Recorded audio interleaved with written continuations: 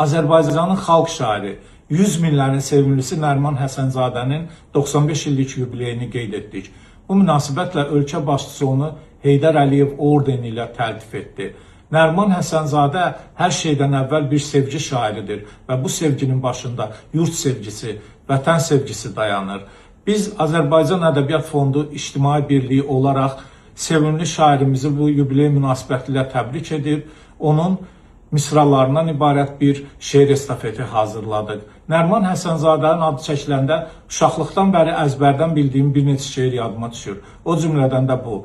Elə dayanırsan, elə durursan, elə bil qarşında quru bir daşam, İpək tellərini bir vaxt oxşayan, elə bil hardasa mən olmamışam. Səni dostlarımla, tanışlarımla mən tanış edərdim nə vaxtsa bir-bir. İndi özgələri yad ehtiramla deyirlər tanış ol, nə qəribədir. İndi isə estafeti Rəşad Məcidə ötürürəm.